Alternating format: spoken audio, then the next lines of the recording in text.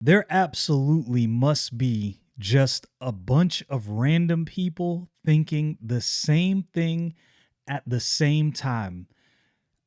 I said I think there needs to be a revitalization of cartoons. Not that cartoons are in necessarily a bad place, but there there was a certain, I don't know, aura around cartoons in the, like, I'd say late 80s, early 90s, and even the late 90s and early 2000s. Cartoons had like this thing going on. Lost it a little bit, I think. I've seen some recent cartoons and they're not terrible, but it just doesn't have that same feel. But looks like the right people are saying the right things. Let's get to this article right here from superherohype.com.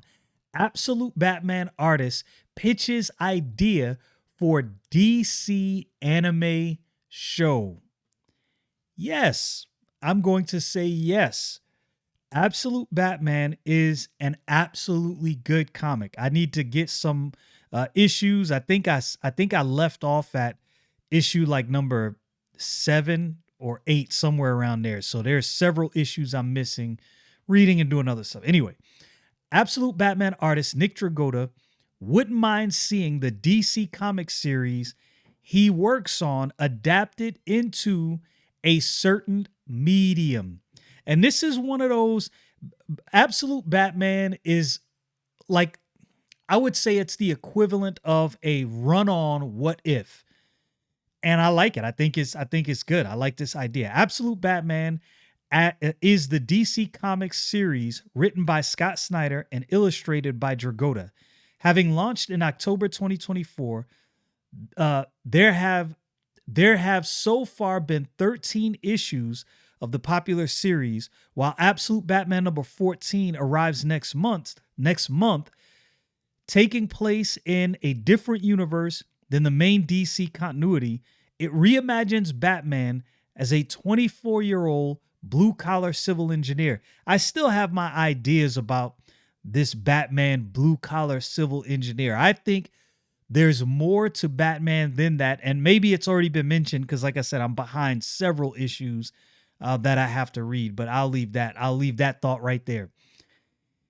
In a League of Comic Book Geeks AMA thread, Dragotta and Snyder were asked if there had been any conversations between them and James Gunn about adapting Absolute Batman into other mediums such as movies, toys, animation, etc. And I think personally, if they're going to do this, if they are going to take this leap, it would probably work best in animation. I don't know if I would necessarily want to see Absolute Batman in movie format. I'm not saying it can't work at all. I just don't know if I want to see it like that. But in animation, absolutely. I would love to see this. There's a couple channels I follow, and there was one I found, I want to say it was like 2 weeks ago, where they did an animated version of one of the comics. I don't know exactly how they did. I don't know how all that works. But it was pretty dope. It was like an animated version of the first, I want to say 10 pages, 10 pages of issue number 1. Might have been a whole thing, I can't remember. While Dragotta said he wasn't aware of any plans to turn the series into a potential show or movie, he did reveal that he'd personally love to see it adapted into an anime. And that would be dope. Check out the Inart and LPZZ Toys debut at Wonderfest in Shanghai for a taste of things to come.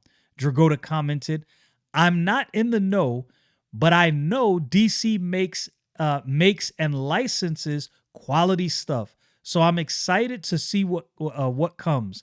Personally, I'd love to see a Studio Trigger anime of Absolute Batman." And look, people don't typically just say stuff like this, like just in passing, just to say it.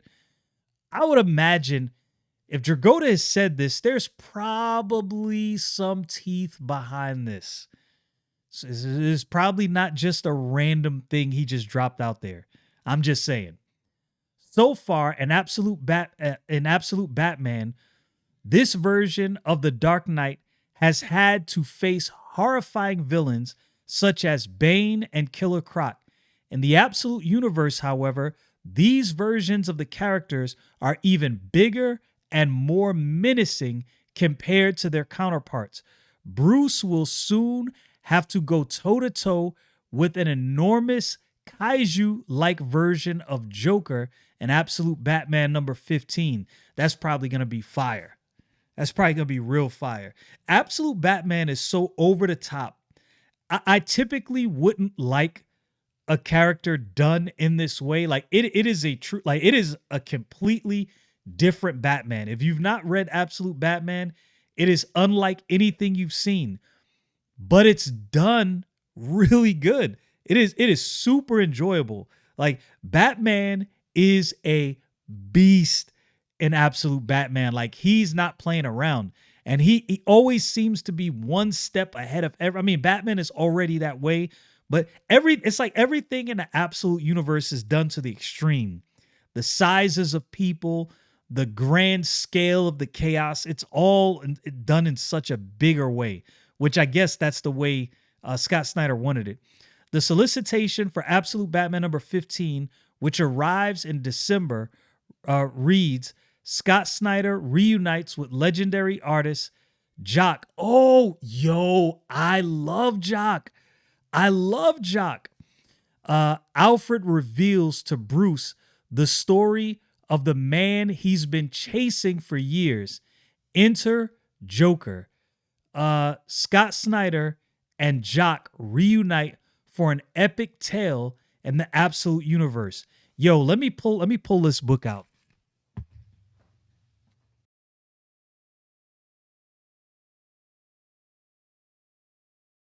I've pulled it out before, and this is issue number 3. I have two copies of issue number 3. I let my son borrow the 3 copies for him to read it, but this is a series done by Jock, art and story. I like Jock's art on Batman. It's called One Dark Knight. This is the DC Black label. They're bigger books. I like the way it was all done. Jock's art is it's unique, it's stylized, but it fits Gotham. And this even darker version of Gotham, yo, I can't wait to see Jock's art on this series right here. That's one heck of a team up. That's a team up I did not see coming. I'm looking forward to this, and I would love to see an animated version of Absolute Batman. That would be fire.